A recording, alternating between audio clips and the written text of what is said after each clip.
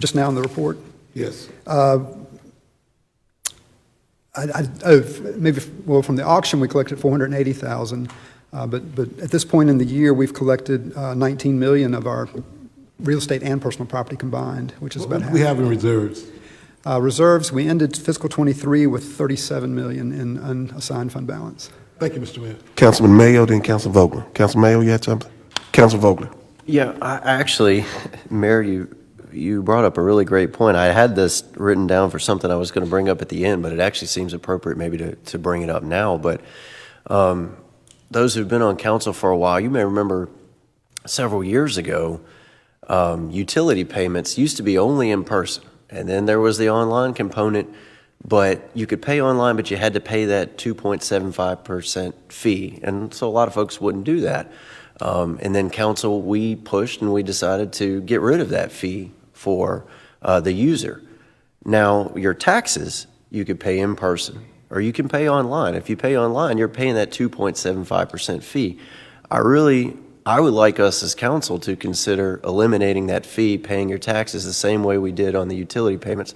Now, I understand that fee's got to be paid and the city will eat that cost, but I think if we're trying to make it easier for folks to pay their taxes and encourage them to do so, this is one way that we could do it. More folks pay their taxes online. You get rid of that fee, I think that will encourage more people to do it, get their payments in, make it a little bit easier for them. I'm just putting it out there. I think, Mayor, to your point, is a great one. What we could do to help. I would like us to consider that as an option. Michael, City Manager, something for you to think about. Thank you. Councilman Whittle. Yes, so you said it was 20. Well, hail to Southside. Yes, indeed. Thank you. Madam Clerk. Saunders? Thank you, Mr. Mayor. After Dr. Miller had done that and after Councilman Barry Mayo pushed me off the stage, I have nothing else. Thank you, sir. Yeah, that's a hard act to follow. Oh, yeah. I won't do any singing, I promise.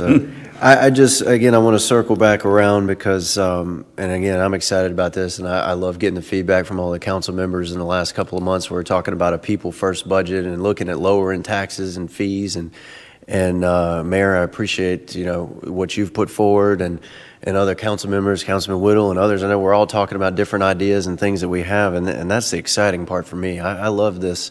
And again, what we did tonight, to work through that process and to get feedback from all the council members. I'm a glutton for punishment, so I watch C-SPAN from time to time and up there what they're doing in Congress or what they're not doing in Congress, rather.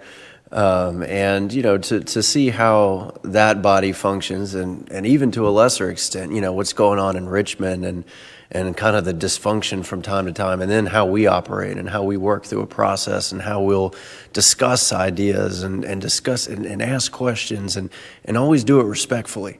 I can't tell you different elected bodies that I hear from around Virginia and how envious they are of what we have here, and we're not a perfect body by any means, but, in my time here over the years, I've really grown to appreciate the working relationship that each of us has and what we have as a body.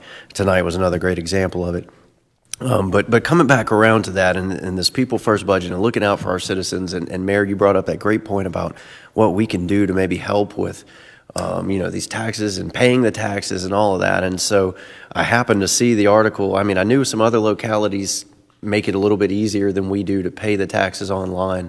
Richmond is the latest example. The city of Richmond is eliminating that fee for folks to pay their taxes there as well. And so I really hope as we get in here into budget season, that'll be another thing that we have in these discussions. But eliminating that 2.75% fee might be the thing that encourages folks to just go ahead and knock it out and pay it.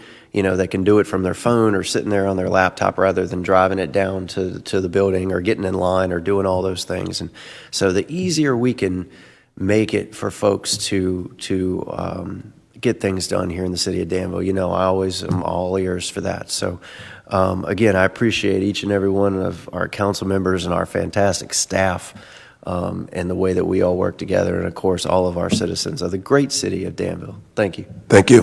Mr. Whittle? Man, thank you.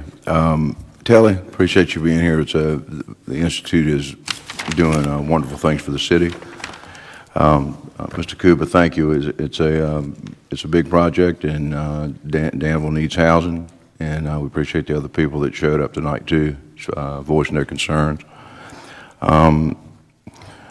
So I'm not going to jump on the real estate taxes at this point, but if we could get a 5% net 10 days on paying those taxes on time, that might make everybody a little happier, a little less painful. Save me a pile of money, but anyway. We can look into anything. I don't know. I'll have to talk to you more about that. I'm not sure what what our ability is. The city manager had a good point. When we're discussing